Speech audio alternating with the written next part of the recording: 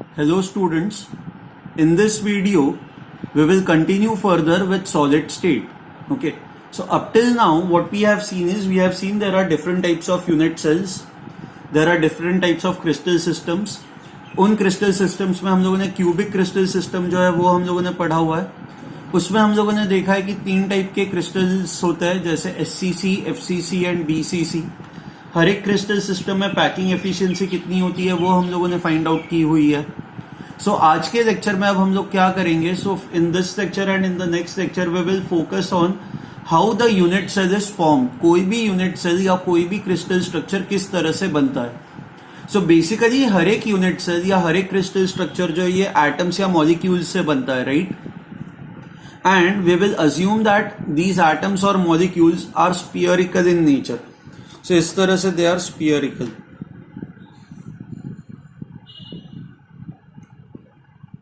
हम लोग ये मान के चलेंगे कि दे आर स्फीयरिकल. ओके,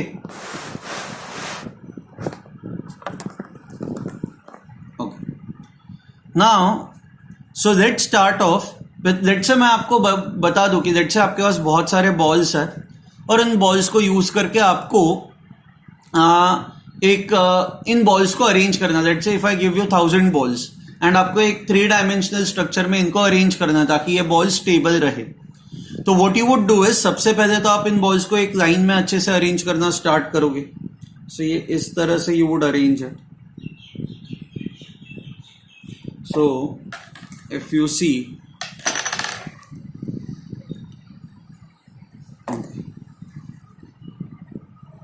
मान लो आपने इस तरह से अरेंज कर दिया.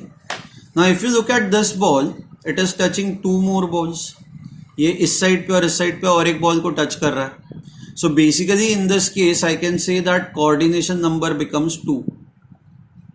So when you arrange these atoms in one single line, the coordination number becomes equal to 2. ठीक है. अब so ये हुआ 1 dimensional packing. This becomes my 1D packing.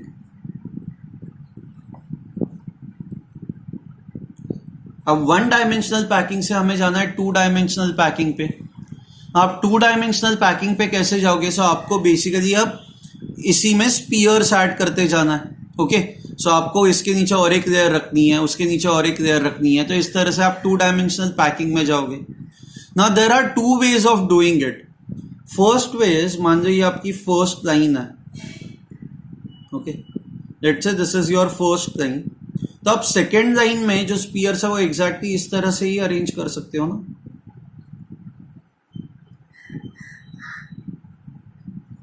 उसके नीचे भी एग्जैक्टली इस तरह से ही आप अरेंज कर सकते हो.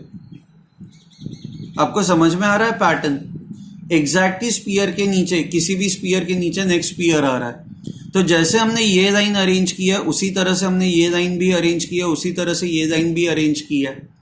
सो if I call this line as line A, even this line will be called as line A. So this is called as A packing in 2 dimensions. Okay, this becomes AA packing in 2 dimensions. Now there is another possibility. मान लो this is our first line.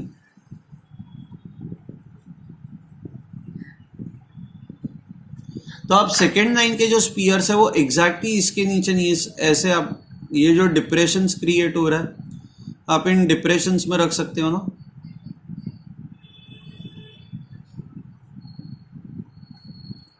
फिर वापस इसके depression में अगर जो आप रखोगे तो what you would get is ये इस तरह से पैकिंग होगी.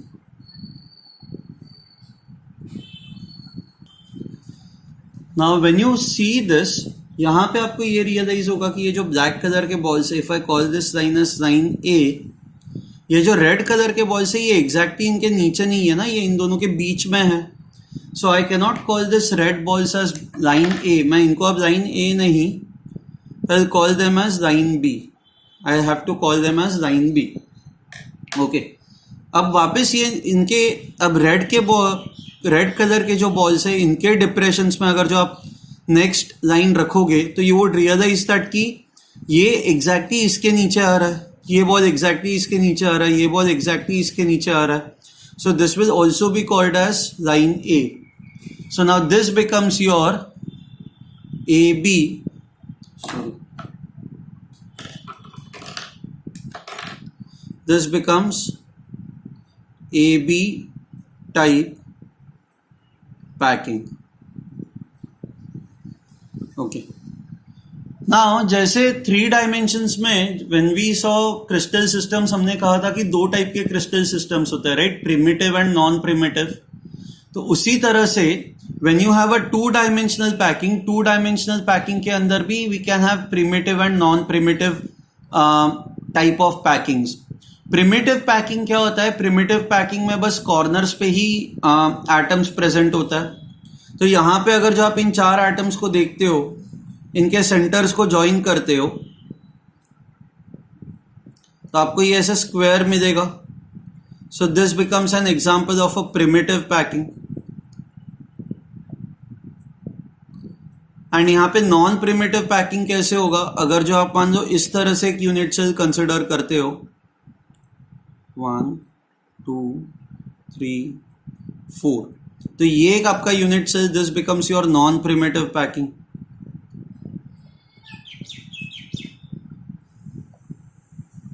अच्छा, now when we talk of primitive packing, primitive packing के अंदर ये आपको स्क्वायर दिखाई दे रहा है. इस स्क्वायर के अंदर बेसिकली यू हैव, सो हर एक सर्कल का 1/4 पार्ट ये स्क्वायर के अंदर है. ये एक हुआ, ये सेकेंड हुआ, ये थर्ड हुआ एंड ये फोर्थ हुआ. सो प्रिमिटिव पैकिंग के अंदर basically when you consider this as your unit cell, तो इसके अंदर 1/4 1/4 1/4 and 1/4 total 1 sphere is present. So in case of primitive packing, I can say number of atoms is equal to 1. Number of atoms is equal to 1. When we talk of non-primitive packing, non-primitive packing के अंदर आप देखो, यहाँ पे you already have this 1/4, 1/4, 1/4 and 1/4. ये हुआ 1 and plus ये और एक स्पीयर यहाँ पे है, ये पूरा का पूरा स्क्वायर के अंदर है. So this becomes 2. So number of atoms now become equal to 2. ठीक है. Now so in case of AA type packing, okay, इसको हम लोग स्क्वायर पैकिंग भी कह सकते हैं.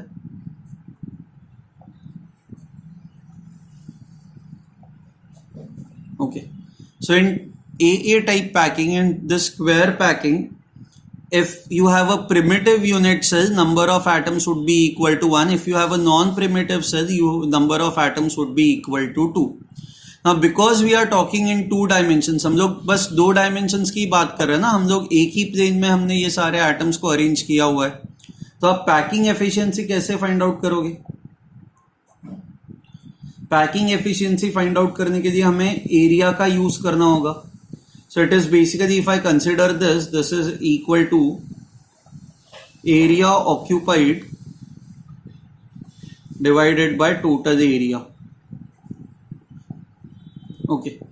Now let's consider this. अगर जो आप ये वाला स्क्वायर कंसिडर करते हो, तो यहाँ पे you would see that this is R, this is also equal to R. तो ये टोटल आपका डिस्टेंस कितना हो जाएगा? This becomes equal to 2R.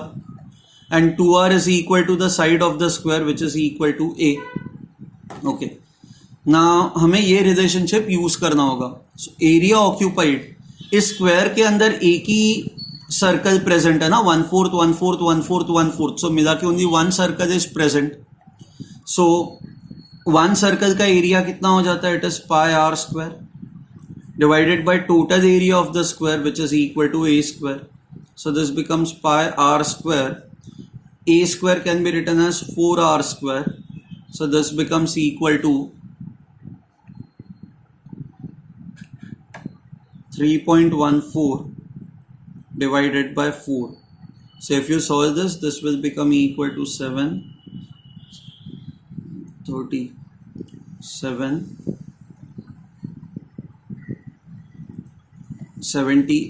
Sorry. 7s are 28, 34, 785. So that is 78.5%. ठीक है. अब वही अगर जो हम लोग ए बी टाइप पैकिंग में जाए, तो ए बी टाइप पैकिंग में again there are 2 possibilities, primitive and non primitive. Primitive कैसे बनेगा? यहाँ पे प्रिमिटिव बनाने के लिए वापस 1 2 3 4, ये इस तरह से रोम्बस बनेगा. ओके, नाउ मिला के this angle plus this angle plus this angle plus this angle has to be 360 degrees. तो बेसिकली इनके अंदर you have 1 2 3 4. So if you see over here, यहाँ पे this is your primitive type.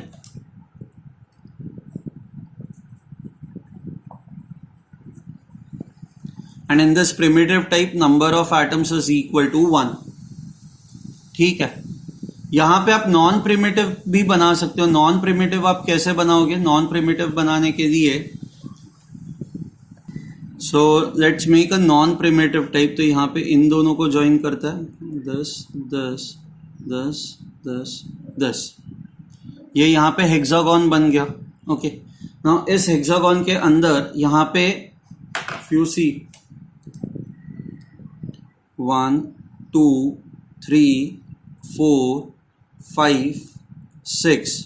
ना hexagon का ये जो इंटरनल एंगल होता है, बेसिकली हर एक हेक्सागोन का ये angle, if I draw a hexagon over here, ये 120 डिग्रीज हुआ. ओके, सो 120 डिग्रीज मतलब if you consider a circle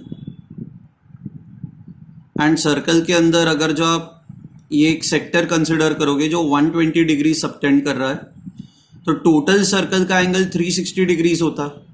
तो ये जो 120 डिग्री सबटेंड कर रहा है, तो this will become 1/3 of a circle, right? 1/3 1/3 part of a circle. तो यहां पे इस तरह से हाउ मेनी 1/3 है? 1 2 3 4 5 6. So number of atoms in non-primitive unit cell, ये अब हम लोग बस अभी 2 डायमेंशंस की बात कर रहे हो. Okay, number of atoms in non primitive unit cell, this would be equal to, you have 6, ऐसे 6 पार्ट्स है ना, एंड हर एक पार्ट ये 1/3 सर्कल रिप्रेजेंट करता है. 6 into 1/3 plus if you see over here, ये बीच में you have a complete circle, एक पूरा सर्कल प्रेजेंट है. सो +1, so this will become equal to 3. So in this case a unit cell has 3 atoms. Okay, आपको समझ में आ रहा है? इस यूनिट सेल के अंदर total there are 3 atoms. Now out of the 4 types that we have seen, कि इसमें primitive, non-primitive, इसमें primitive and non-primitive. So I'll just draw this. This is non-primitive.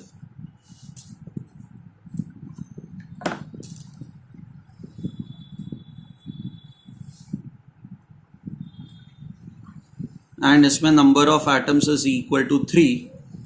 तो यू कैन सी दैट इसके अंदर maximum number of atoms present है. Number of atoms is equal to 3. So because maximum number of atoms present है, this becomes your hexagonal. ये जो hexagonal packing है, it is the best packing in 2 dimensions. So I can say this hexagonal packing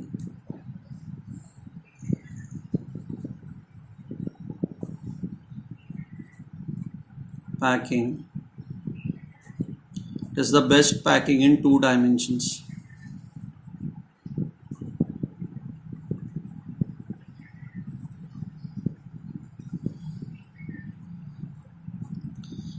अब यहां पे आप how would you find out the packing efficiency? So let me draw the hexagon over here. या यहां पे हमने hexagon बनाया हुआ ही है. ये 2 सर्कल्स इस तरह से है, 1 and 2. Okay, so this becomes R, this becomes R. So the length of the hexagon is A.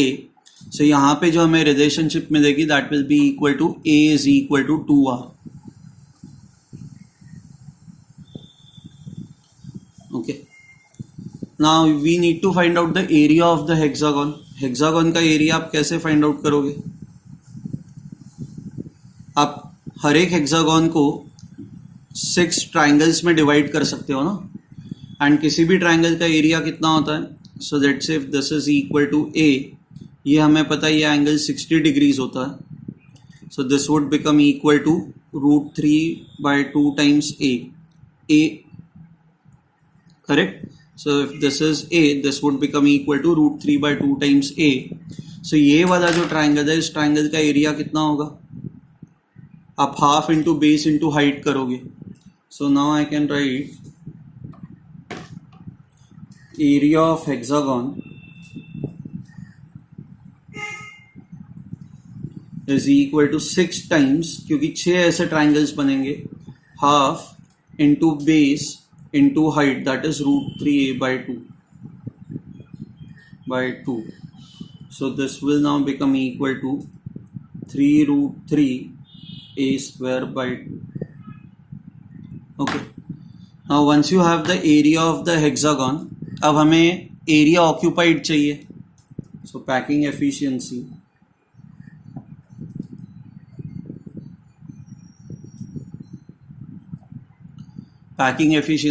area occupied. How much is the area occupied? You have 3 atoms. हर एक एटम का area πr² divided by 3√3a square by 2. Okay, so ये 3 और 3 cut हो जाएगा.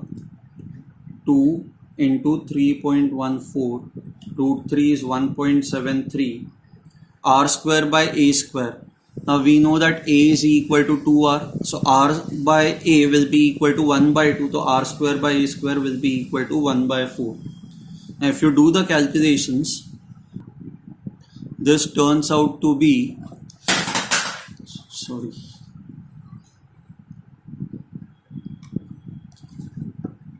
this turns out to be 0.9075, that is close to 90.75%.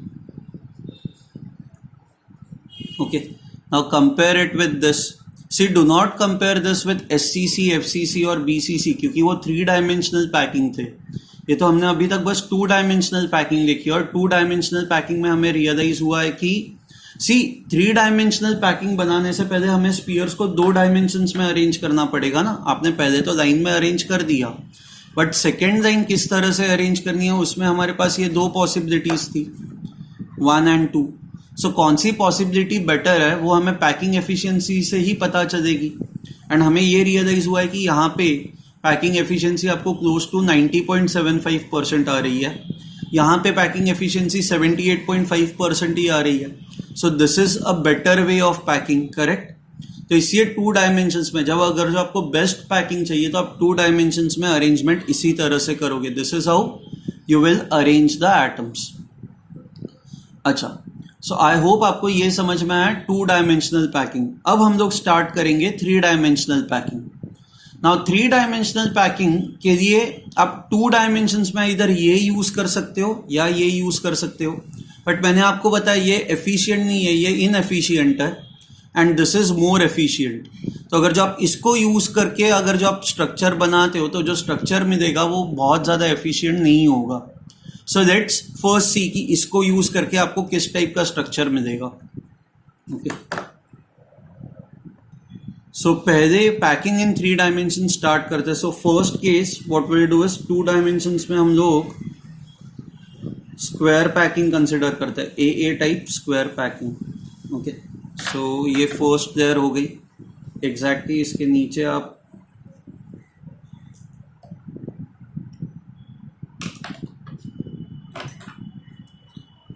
हम लोग second layer बनाएंगे. 2, 3, 4, 5, 6, 7, 2, 3, 4, 5, 6, 7. ये आया आपको समझ में? सो this is that A type packing which is inefficient, ये एफिशिएंट नहीं है. सो ये तो हो गई आपकी 2 डायमेंशन में पैकिंग, ये आपकी एक बेस लेयर होगी. अब इस लेयर के ऊपर आप एटम्स कैसे अरेंज करोगे? मान लो इस लेयर के ऊपर अगर जो आप 2 तरह से आप एटम्स अरेंज कर सकते हो. आप एटम्स एग्जैक्टली इसके ऊपर रख सकते हो या फिर आप इन गैप्स में एटम्स को रख सकते हो. तो सबसे पहले वो देखते हैं कि what would happen if you keep atoms exactly above this. So ये इस तरह से एटम्स आएंगे.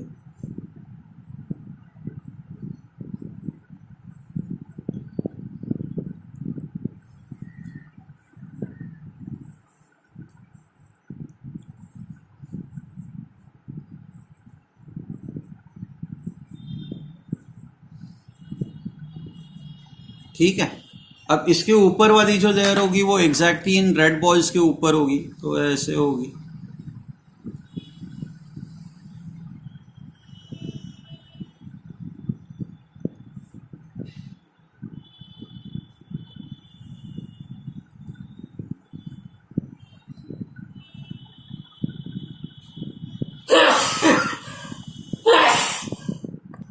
ओके, सो एग्जैक्टली हर लेयर के ऊपर लेयर रखी है, उसके ऊपर हमने लेयर रखी है। सो आपको रियलाइज हो रहा है ये ब्लैक बॉल है, ब्लैक बॉल के ऊपर रेड बॉल आ रहा है, रेड बॉल के ऊपर ब्लू बॉल आ रहा है।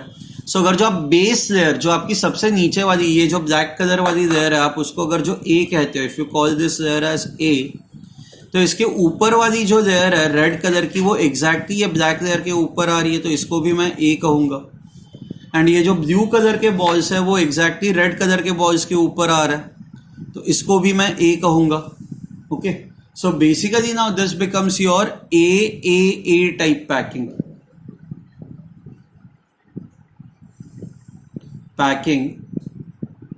इन 3 डायमेंशंस। सो एग्जैक्टली हर लेयर दूसरे लेयर के ऊपर आ रही है, this becomes your a type packing in 3 dimension. Now this is similar to, ये आपको किसके जैसा दिखाई दे रहा है? This is similar to your SCC structure, right? Okay, let me show you the diagram of this. Okay, मैं अब आपको NCERT टेक्स्ट बुक का एक डायग्राम दिखाता हूं ताकि आपको समझ में आ जाए। So if you see over here, okay, if you see over here, if you compare this diagram with this diagram, तो यहां पे देखो हर ब्लैक लेयर के ऊपर रेड लेयर है और रेड लेयर के ऊपर ब्लू लेयर है। वैसे ही है यहाँ पे, ये एक नीचे की लेयर है, इसके ऊपर एग्जैक्टली और एक लेयर है, आप इसके ऊपर रखोगे तो और एक लेयर आ जाएगी। अब आप इनको ज्वाइन करोगे हर एक के सेंटर। सो ऊपर वाले लेयर में 4 एटम्स हैं, नीचे वाले लेयर के 4 एटम्स के सेंटर्स को अगर जो आप ज्वाइन करोगे तो व्हाट वुड हैपन इज आपको इस तरह से SCC स्ट्रक्चर मिलेगा। You will get an SCC structure, right? 1 2 3 4 5 6 7 और पीछे वाला एटम, इनको ज्वाइन करोगे तो आपको क्यूब मिलेगा और बस क्यूब के कॉर्नर्स पे ही एटम्स प्रेजेंट है, यही आपके लैटिस पॉइंट्स है यहाँ पे। तो what you will get is an SCC structure. So let me right this now.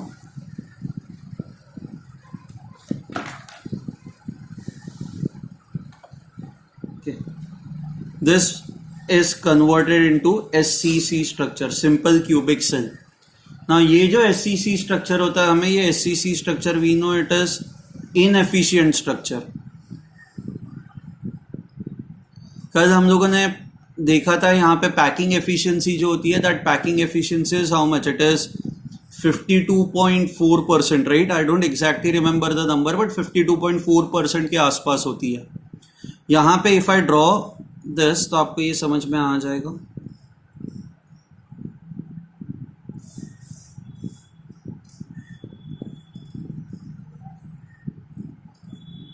बहुत सारी चीजें हम लोगों ने एनीवे कल के लेक्चर में इसकी डिस्कस की थी। सो यहाँ पे you have to remember this that the atoms at the corners are touching each other. So let's say if you have atom over here and you have atom over here, they are touching each other. Okay, now you have to understand this nearest neighbor का concept. अब हम लोग एक concept देखेंगे nearest neighbor, second nearest neighbor. So सबसे पहले देखते हैं nearest neighbor.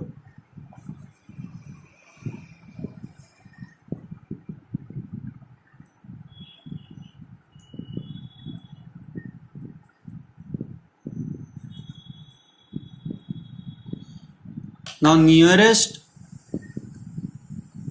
सॉरी ये मैंने गलत स्पेलिंग लिख दिया, नियरेस्ट नेबर। ओके, ना नियरेस्ट नेबर का मीनिंग क्या होता है कि ये एटम के सबसे क्लोजेस्ट और कितने एटम्स है और कितने डिस्टेंस पे है। ना if you see over here, atom at the corner is touching how many more atoms? It is touching one atom over here, it is touching another atom over here, and it will touch another atom over here. ये इस cube के अंदर हो गया। Okay, अब इसके नीचे भी एक क्यूब है। So if you see over here, यहाँ से आपको बहुत ही अच्छे से समझ में आ जाएगा। If you consider this as a corner atom, so ये और कितने कॉर्नर एटम्स को टच करेगा? So it will touch 1 2 3, 4, 5, 6. It will touch 6 other atoms. Okay. Now जब ये 6 atoms को touch करेगा, it would be as good as 1, 2, 3 and 4. ये एक ही plane में, ये same plane में है. Fifth atom जो है, it is above the plane, and जो sixth atom है, ये जो sixth atom है, it is below the plane. So यहाँ पे the coordination number is 6. Okay. Your coordination number is 6. So which means this atom is simultaneously touching 6 other atoms. So it has got 6 nearest neighbors. Nearest neighbors कितने हो गए? There are 6 nearest neighbors.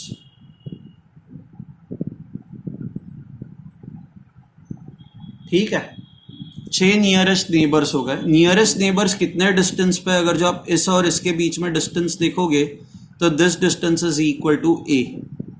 So distance I can write distance is equal to a. You can also imagine over here. आप ना ये red वाला ball imagine करो, बीच वाली layer imagine करो. ये रेड वाला बॉल ऊपर लेफ्ट साइड में, राइट साइड में एंड नीचे वाले साइड पे, मतलब बेसिकली ये रेड बॉल्स इस तरह से 4 अरेंज है ना. यहाँ पे let me draw it over here. ये अगर जो रेड बॉल है तो यहाँ पे, यहाँ पे, यहाँ पे, यहाँ पे.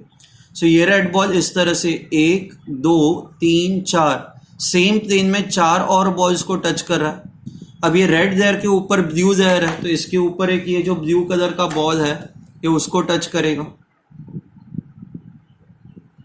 एंड ये रेड लेयर के नीचे ब्लैक लेयर है, तो इसके नीचे एक जो ब्लैक कलर का बॉल है ये उसको टच करेगा.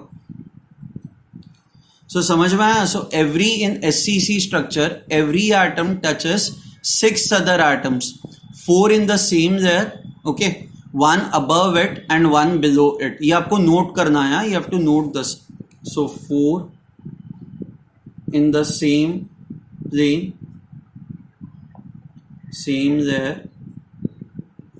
1 above it and 1 below it. Okay. अब सेकेंड नियरेस्ट नेबर, इस बॉल के लिए सेकेंड नियरेस्ट बॉल कौन सा हुआ? ये नियरेस्ट बॉल्स हो गए क्योंकि ये इनको टच कर रहा है. ये इस अपोजिट एंड पे जो बॉल है यहाँ पे सेम फेस के, ये सेम आपका नीचे का फेस है, इसी फेस के ये जो अपोजिट कॉर्नर पे जो बॉल है इसके, ये उसको टच नहीं कर रहा है ना.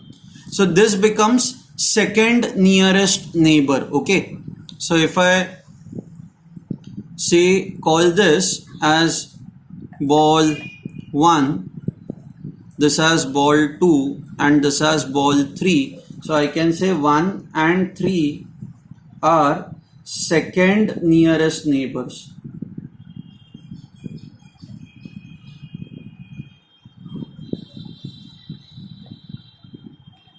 And ये second nearest neighbors कितने होंगे? Second nearest neighbors it would be equal to second nearest, या आप इनको बोलोगे next nearest neighbours. Okay, so next nearest neighbours, okay, ये कितने डिस्टेंस पे होंगे? They would be at a distance of, ये डिस्टेंस कितना है? This is equal to the face diagonal and face diagonal is √2 times a. So distance we know is √2 times a.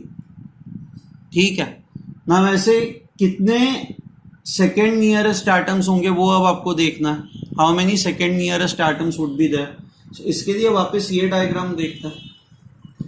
Okay, now इसके लिए आपको अलग अलग फेसेस कंसिडर करने पड़ेंगे. अगर जो आप ये कॉर्नर एटम लेते हो तो इस कॉर्नर एटम के लिए ये फेस का ये एक एटम हुआ, ये फेस का ये दूसरा एटम हुआ, ये फेस का ये तीसरा एटम हुआ, ये फेस का ये चौथा एटम हुआ. 4, 5, 6, 7, 8.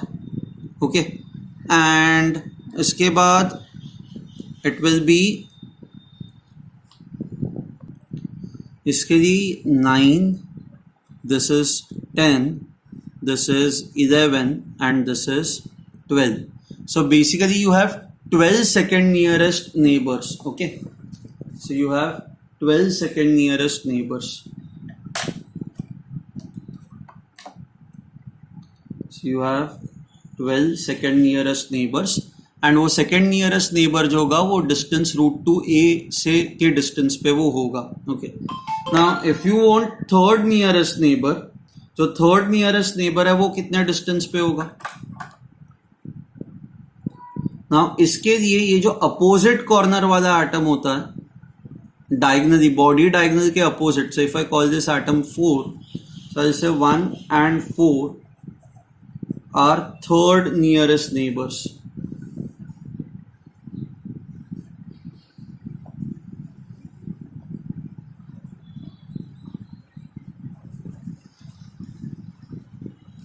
And ये जो third nearest neighbors है, these third nearest neighbors are at a distance of, body diagonal का distance कितना होता है, √3 times a. So this distance is equal to √3 times a. Okay, now we know that every atom, so हर एक इसमें, हर एक cube के अंदर एक कॉर्नर एटम के लिए एक ही अपोजिट कॉर्नर पे होता है ना. इस एटम के लिए यही एक एटम है जो अपोजिट कॉर्नर पे होगा. अब हमें ये पता है कि हर एक कॉर्नर जो है वो 8 क्यूब्स शेयर करता है. हर एक क्यूब के अंदर there is one opposite corner atom. तो 8 क्यूब्स के अंदर ऐसे 8 अपोजिट कॉर्नर एटम्स होंगे. So third nearest neighbours would be 8 and हर एक जो होगा it will be at a distance of √3 times a. इसके बाद फोर्थ नियरेस्ट नेबर जो आएगा, fourth nearest neighbour it will be at a distance of 2a. 2a का मतलब क्या है कि इसके ऊपर जो और एक क्यूब होगा उसके कॉर्नर पे जो एक एटम होगा, सो इसके और इसके बीच का जो डिस्टेंस होगा that will be equal to a plus a, that is 2 times a. So let me write 1 and 5 are next nearest neighbors. Fourth nearest neighbors.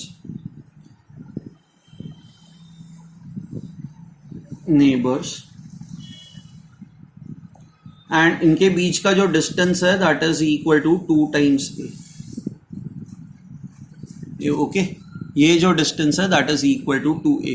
I tell this to you, आपको normally ना nearest neighbour पता होना चाहिए. Nearest neighbour के basis पे ही हम लोग जो कोऑर्डिनेशन नंबर है वो कोऑर्डिनेशन नंबर कैलकुलेट करते हैं. So you have 6 nearest neighbours, so that is why coordination number becomes equal to 6. Okay, and second nearest neighbour पता होना चाहिए. आगे का नहीं भी पता हो तो भी ठीक है. I hope you have understood this. ठीक है, I will and the lecture over.